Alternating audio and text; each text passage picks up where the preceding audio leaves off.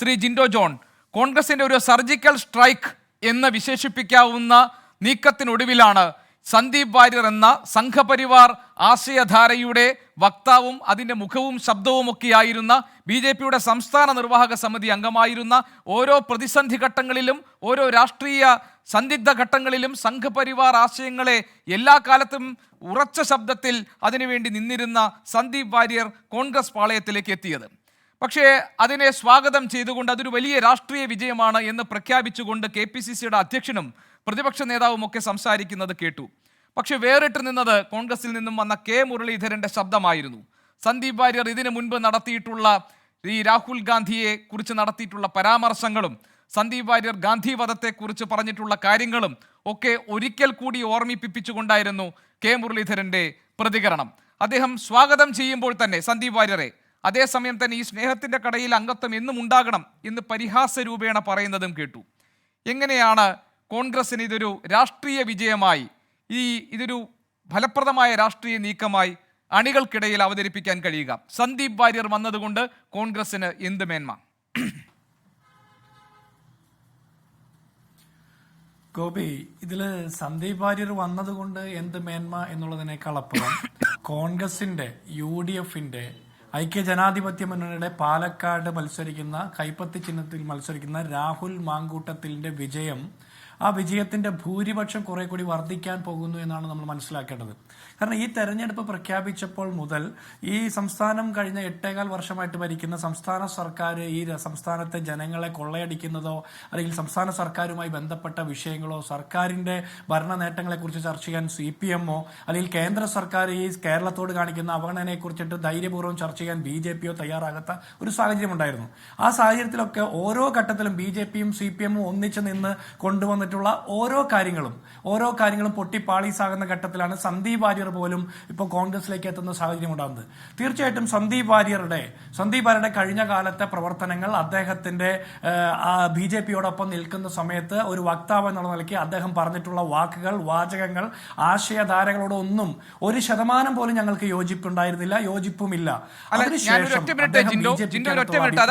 ഞാൻ ചോദിക്കുന്നത്, ഒരു രാഷ്ട്രീയ വിശദീകരണവും യഥാർത്ഥത്തിൽ സന്ദീപ് വാര്യർ അദ്ദേഹത്തിന്റെ കോൺഗ്രസിലേക്കുള്ള വരവിന് നൽകിയിട്ടില്ല. അദ്ദേഹം പറഞ്ഞത് താൻ ഈ പാർട്ടി വിടുന്നതിന് ഉത്തരവാദി സുരേന്ദ്രനും സംഘവുമാണ്. അവിടെ ഒരു ഏകാധിപത്യ പ്രവണത നിൽക്കുന്നു. അവിടെ അർഹമായ പരിഗണന കിട്ടുന്നില്ല. അവിടെ താൻ സ്നേഹവും പരിഗണനയും തണലും കരുതലും ഒക്കെ പ്രതീക്ഷിച്ചു. അതൊന്നും ആ പാർട്ടിയിൽ നിന്ന് കിട്ടിയില്ല.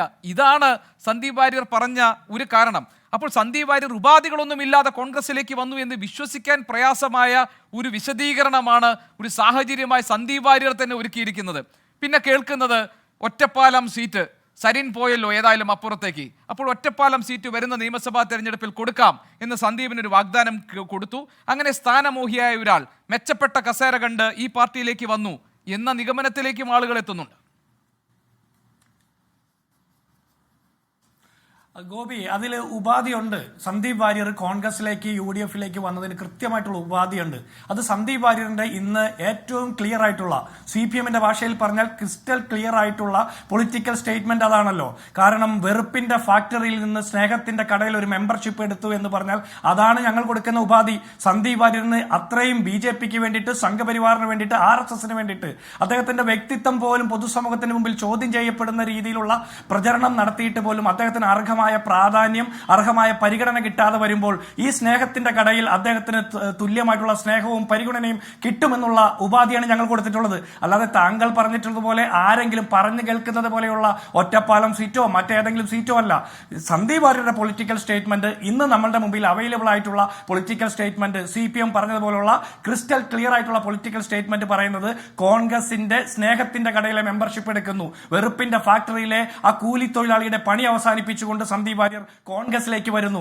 ഞങ്ങളെ സംബന്ധിച്ചിടത്തോളം BJPയുടെ സംഘപരിവാറിന്റെ പ്രവർത്തകരായിട്ട് നിൽക്കുന്ന ആരായാലും അവർ നാളെ അവരുടെ ആശയധാരകളിൽ വ്യത്യാസം വരുത്തിക്കൊണ്ട്, വ്യതിചലിച്ചുകൊണ്ട്, നയമാറ്റം വരുത്തിക്കൊണ്ട് BJPയുടെ പാലക്കാട്ടെ തെരഞ്ഞെടുപ്പ് പ്രചാരണ വേദിയിൽ വേണ്ട രീതിയിലുള്ള പരിഗണന കിട്ടാതെ പോയതും സുരേന്ദ്രന്റെ നേതൃത്വത്തിലുള്ള സംസ്ഥാന നേതൃത്വത്തിന്റെ അരുമയായി മാറാത്തതും, പ്രതീക്ഷിച്ച തരത്തിൽ ഈ പാർട്ടിക്കകത്ത് സ്ഥാനങ്ങളുടെ കാര്യത്തിൽ വേണ്ട പരിഗണന കിട്ടിയില്ല എന്നുമൊക്കെയുള്ള ആ ഒരു വിഷമവും പരിഭവത്തിനും അപ്പുറത്ത് മറ്റ് എന്ത് പുതിയ കാരണമാണ്? ഇപ്പോൾ അന്ന് പറഞ്ഞ ഈ മതനിരപേക്ഷ രാഷ്ട്രീയത്തോടാണ് താല്പര്യം, അല്ലെങ്കിൽ എനിക്കൊപ്പം അങ്ങനെ മതങ്ങളുടെ പേരിൽ ആളുകളെ വിഭജിക്കുന്നതിൽ എനിക്ക് താല്പര്യമില്ല, ആ തരത്തിൽ ഒരു സാമൂഹ്യ പശ്ചാത്തലത്തെ എനിക്ക് അംഗീകരിക്കാൻ കഴിയില്ല എന്നൊക്കെ സന്ദീപ് വാര്യർ ഇപ്പോൾ പറയുന്നതിനെ ഏത് കണ്ണോടുകൂടിയാണ് കേരളത്തിൻ്റെ പൊതുസമൂഹം സ്വീകരിക്കേണ്ടത്? സന്ദീപ് വാര്യർ കാലാകാലങ്ങളായി എടുത്തിട്ടുള്ള നിലപാടുകൾ എന്താണ്? ഏതൊക്കെ വിഷയത്തിന് വേണ്ടിയാണ് സന്ദീപ് വാര്യർ ശബ്ദമുയർത്തിയിട്ടുള്ളത്? ഏത് രാഷ്ട്രീയ സാഹചര്യത്തെക്കുറിച്ചാണ് സന്ദീപ് വാര്യർ വാദോരാതെ പറഞ്ഞിട്ടുള്ളത്? സംഘപരിവാർ പ്രത്യയശാസ്ത്രത്തിൻ്റെ കാവലാളായി സന്ദീപ് വാര്യർ ഈ ചാനൽ ചർച്ചകളിൽ മാറിയതൊക്കെ കേരളത്തിൻ്റെ പൊതുസമൂഹത്തിൻ്റെ ബുദ്ധിയിലും ഓർമ്മയിലും ഉണ്ടല്ലോ. അതൊക്കെ ഒരു ഒറ്റ ദിവസത്തെ കരണം മറച്ചിലിൽ മാഞ്ഞു പോകുന്നതല്ലല്ലോ ജിൻഡോ. അപ്പോഴൊരു രാഷ്ട്രീയ വിശദീകരണം വേണം. അത് നടത്തിയോ എന്നാണ് എൻ്റെ ചോദ്യം. കൃത്യമായിട്ട് വിശദീകരണം നടത്തിയുള്ള ഗോപി. ഒരൊറ്റ വാക്കിൽ പറഞ്ഞാൽ രാഹുൽ ഗാന്ധിയുടെ ഭാരത് ജോഡോയുടെ സന്ദേശം ഉയർത്തിപ്പിടിച്ചുകൊണ്ട് അതിൽ ആകർഷനായിട്ടാണ് സന്ദീപ് വാര്യർ വരുന്നത്. അദ്ദേഹത്തിന് BJP-യിൽ നിൽക്കുന്ന സമയത്ത് തീർച്ചയായിട്ടും അവിടെ വലിയ രീതിയിലുള്ള അവഗണന നേരിട്ടിട്ടുണ്ടെന്ന് അദ്ദേഹവും പറയുന്നു. കേരളത്തിലെ ദൃശ്യമാധ്യമങ്ങളിലൂടെ നമ്മൾ കുറെ ദിവസങ്ങളായിട്ട് ചർച്ച ചെയ്യുന്നതാണ്. അങ്ങനെ അവഗണന നേരിട്ടിട്ടുണ്ട്. താങ്കൾ പറഞ്ഞതുപോലെ സംഘപരിവാറിന്റെ നാക്കായും വാക്കായും പ്രവർത്തിച്ച സന്ദീപ് വാര്യരെ അവിടെ അവഗണന നേരിട്ടത് എന്തിന്റെ പേരില? ഈ കുഴൽപ്പണ കേസിൽ സുരേന്ദ്രൻ അനുകൂലമായിട്ട് സ്റ്റാൻഡ് എടുക്കാത്തത് കൊണ്ടും സുരേന്ദ്രനും പിണറായി വിജയനും തമ്മിലുള്ള അന്തർധാരയ്ക്കെതിരെ ശക്തമായ നിലപാട് BJP-ക്ക് അകത്തെടുത്തതിന്റെ പേരിലുമൊക്കെ സൈഡ് ലൈൻ ചെയ്യപ്പെട്ടപ്പോൾ അതിനെതിരായിട്ടുള്ള ഏകാധിപത്യ പ്രവണതകൾക്കെതിരെ ശബ്ദമുയർത്തിയതിന്റെ പേരിൽ സൈഡ് ലൈൻ ചെയ്യപ്പെട്ടതിന്റെ പേരിൽ അദ്ദേഹം ഒരു രാഷ്ട്രീയ തീരുമാനമെടുക്കുന്നു. ഇത് തീർച്ചയായിട്ടും ഒരു രാഷ്ട്രീയ തീരുമാനമാണല്ലോ. അദ്ദേഹത്തിന്റെ നിങ്ങൾക്ക് ന്യായീകരിക്കാമെങ്കിൽ ഇതേ കാരണങ്ങൾ പറഞ്ഞ നിങ്ങളുടെ അടുത്ത് നിന്ന് CPM-ലേക്ക് പോയ ഡോക്ടർ സരിനും അവിടെ ന്യായീകരിക്കപ്പെടുകയാണ് പാലക്കാട് തെരഞ്ഞെടുപ്പിന്റെ പശ്ചാത്തലത്തിൽ പ്രത്യേകിച്ചും. അല്ല ഗോപി, എനിക്ക് പൂർത്തിയാക്കാൻ ഒരു അവസരം തന്നെ. എനിക്ക് ഒത്തിരി സമയമൊന്നും വേണ്ട. ഇവിടെ സരിനെയും സന്ദീപ് വാര്യരെയും നമ്മൾ എങ്ങനെയാ ഇക്വേറ്റ് ചെയ്യുന്നത്? സരിൻ പോയത് എന്തിന്റെ പേരില? സരിൻ പോയത് സരിന് സീറ്റ് കിട്ടാത്തതിന്റെ പേരിലാണ്. സന്ദീപ് വാര്യരെ വിശ്വസിക്കാമെങ്കിൽ സരിനെയും വിശ്വസിക്കാമല്ലോ ജിൻഡോ. സന്ദീപ് വാര്യർ പറഞ്ഞതുപോലെ തന്നെയാണ് സരിൻ പറഞ്ഞത്. ഇവിടെ ഒരുപറ്റം ആളുകൾ അവരുടെ താല്പര്യങ്ങൾ നടപ്പാക്കിക്കൊണ്ടിരിക്കുന്നു. ഷാഫിയുടെ നിലയ്ക്ക് കാര്യങ്ങൾ കൊണ്ടുപോകുന്നു. നേതൃത്വത്തിലെ ഒരു വിഭാഗം BD സതീശൻ എന്ന പ്രതിപക്ഷ നേതാവിനെതിരെ പറയാവുന്നതിൻ്റെ ഏറ്റവും മാക്സിമം വാക്കുകളിൽ ഈ വിയോജിപ്പുകൾ പറഞ്ഞുകൊണ്ടാണ് സരിൻ പോയത്. അപ്പൊ സന്ദീപിനെ വിശ്വസിക്കാമെങ്കിൽ സരിനെയും വിശ്വസിക്കാമല്ലോ. എന്തിനാ വിശ്വസിക്കണം? അല്ല, അത് ഗോപി അങ്ങനെ കാണുന്നത് എങ്ങനെയാ? സന്ദീപ് വാര്യർ വന്നത് എപ്പോഴാ? തെരഞ്ഞെടുപ്പ് പ്രഖ്യാപിച്ച് BJP-യുടെ സ്ഥാനാർത്ഥിയെ പ്രഖ്യാപിച്ച് ആ പ്രഖ്യാപിച്ച സ്ഥാനാർത്ഥിക്ക് വേണ്ടി കൂടി അദ്ദേഹം ഉൾപ്പെടെ ചാനൽ ചർച്ചകളിൽ അദ്ദേഹം ഉൾപ്പെടെ സംസാരിക്കുന്ന സാഹചര്യം ഉണ്ടായിരുന്നു. അതിനുശേഷം ദിവസങ്ങൾക്ക് ശേഷമാണ് ആ പാർട്ടിയിലെ അഭിപ്രായ വ്യത്യാസത്തോട്ട് അദ്ദേഹം പുറത്തു വരുന്നത്. അദ്ദേഹം പുറത്തേക്ക് വരുന്നതിന് മുമ്പ് അദ്ദേഹത്തിന് ക്ലിയർ സ്റ്റാൻഡ് ആണെന്ന് പറഞ്ഞ് CPM ഉൾപ്പെടെയുള്ള പാർട്ടികളാണ്, കോൺഗ്രസ് അല്ലല്ലോ.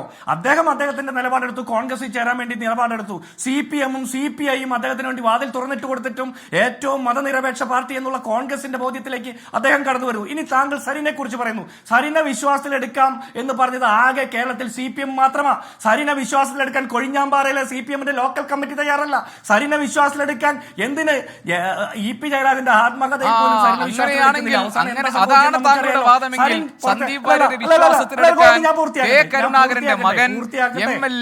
നിങ്ങളുടെ ഏറ്റവും ക്ഷമിക്കണം കെ കരുണാകരന്റെ മകൻ K മുരളീധരൻ സാധ്യമായിട്ടില്ല വിശ്വാസത്തിലെടുക്കാൻ. അതുകൊണ്ടാണല്ലോ അദ്ദേഹം പറഞ്ഞത് ഈ സ്നേഹത്തിന്റെ കടയിലെ അംഗത്വമൊക്കെ അസംബ്ലി ഇലക്ഷൻ കഴിഞ്ഞാലും കാണണം, പിന്നെയും വെറുപ്പിന്റെ കടയിൽ പോയിട്ട് അംഗത്വം പുതുക്കാൻ നിൽക്കരുത് എന്ന് ഈ എടുത്ത ദിവസം തന്നെ ആദ്യ പ്രതികരണത്തിൽ തന്നെ K മുരളീധരൻ പറഞ്ഞത്. അവിശ്വാസം അല്ലെങ്കിൽ പിന്നെന്താണ്? ഗോപി, ഞാൻ ഈ താങ്കൾ ചോദിച്ച ഈ ചോദ്യത്തിന് മറുപടി പറയാം. അതിനു മുമ്പ് എനിക്ക് ആദ്യം ചോദിച്ച ഭാഗത്ത് നിന്ന് എനിക്ക് സ്കിപ്പ് ചെയ്യാൻ പറ്റില്ല. കാരണം സരിനും സന്ദീപ് വാര്യരുമായിട്ട് ഇക്വേറ്റ് ചെയ്യാൻ പറ്റില്ല എന്ന് പറഞ്ഞത് എന്തുകൊണ്ടാണെന്ന് പൊതുസമൂഹത്തിന് കേൾക്കണമല്ലോ. സരിൻ പുറത്തു വരുന്നത് എപ്പോഴാ? UDF-ന്റെ സ്ഥാനാർത്ഥിയെ പ്രഖ്യാപിക്കുമ്പോൾ അതിനെതിരെ കലാപക്കൊടി ഉയർത്തിക്കൊണ്ടാണ് സരിൻ പുറത്തു വരുന്നത്. സരിൻ മറ്റേതെങ്കിലും ഒരു ചെറുപ്പക്കാരന് സീറ്റ് കിട്ടാത്തതിന്റെ പേരിലല്ല, സരിന് സീറ്റ് കിട്ടാത്തതിന്റെ പേരിലാണ് സരിൻ കലാപക്കൊടി ഉയർത്തി പുറത്തു വരുന്നത്, അല്ലേ? സരിൻ അതിനുശേഷം BJP-യുമായിട്ട് സംസാരിക്കുന്നു, അതിനുശേഷം CPM-ഉമായിട്ട് സംസാരിക്കുന്നു. സീറ്റ് കിട്ടുന്നത് CPM-ലാണ് കണ്ടപ്പോൾ അദ്ദേഹം CPM-ൽ ചേരുന്നു. സന്ദീപ് വാര്യർ അങ്ങനെയാണോ ചേർന്നത്? സന്ദീപ് വാര്യർ ഈ പാർട്ടിയിൽ ഉപാധികളില്ലാതെ വരുന്നത്. ഒറ്റ ഉപാധിയേ ഉള്ളൂ. ഈ വെറുപ്പിന്റെ ഫാക്ടറിയിൽ നിന്ന് സ്നേഹത്തിന്റെ കടയിൽ ഒരു മെമ്പർഷിപ്പ് എടുക്കുന്നു എന്ന ഒറ്റ ഉപാധിയുടെ പുറത്ത്, സ്നേഹത്തിന്റെ പുറത്ത് സന്ദീപ് വാര്യർ കോൺഗ്രസിൽ ചേരുന്നത് പോലെയല്ല സരിൻ സീറ്റിന് വേണ്ടിയിട്ട് CPM-ലേക്ക് പോയത്. ചിഹ്നം പോലും ഇല്ലാതെ CPM-ൽ പോയി മത്സരിക്കുന്ന സരിനെയും സന്ദീപ് വാര്യരെയും ഇക്വേറ്റ് ചെയ്യാൻ പാടില്ല. ഇനി താങ്കൾ ചോദിച്ച ചോദ്യം ഞാൻ അതിൽ സ്കിപ്പ് ചെയ്യുന്നില്ല. K മുരളീധരൻ പറഞ്ഞ പ്രസ്താവനയിൽ എന്താണ് കുഴപ്പമുള്ളത്? സന്ദീപ് വാര്യർ കഴിഞ്ഞ കാലങ്ങളിൽ എടുത്ത നിലപാടുകളോട് വാര്യരോടൊപ്പം ആ നിലപാടുകളെ തള്ളിപ്പറഞ്ഞുകൊണ്ട് അദ്ദേഹം കോൺഗ്രസിലേക്ക് കടന്നു വരുമ്പോൾ നാളുകളിൽ അദ്ദേഹം തിരിച്ചു പോകാൻ പാടില്ല എന്ന് പറഞ്ഞാൽ അതിലെന്താ ഒരു തെറ്റുള്ളത്?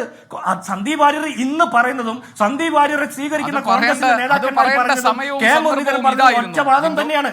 അത് പറയേണ്ട സമയവും സന്ദർഭവുമായിരുന്നു ഇത്. അതായത് സന്ദീപ് വാര്യർ കോൺഗ്രസിലേക്ക് വന്നു, അത് വലിയ രാഷ്ട്രീയ വിജയമാണെന്നും ഞങ്ങൾക്ക് സന്ദീപ് വാര്യരെ കിട്ടിയതിൽ അഭിമാനമുണ്ടെന്നും KPCCയുടെ അധ്യക്ഷൻ പറഞ്ഞ് നാക്ക് വായിലേക്ക് എടുത്തിട്ടിട്ടില്ല. അപ്പോഴേക്ക് പറഞ്ഞു കെ മുരളീധരൻ സന്ദീപ് വാര്യരുടെ പഴയകാല പ്രവർത്തനങ്ങൾ ഓർമ്മിപ്പിച്ചുകൊണ്ട് ഇനിയും സന്ദീപ് വാര്യർ ഈ സ്നേഹത്തിന്റെ കടയിൽ അംഗത്വമായി എല്ലാ കാലവും ഉണ്ടാകണം എന്ന ഒരു പരിഹാസ സ്വരത്തിൽ താക്കീത് ചെയ്തുകൊണ്ട്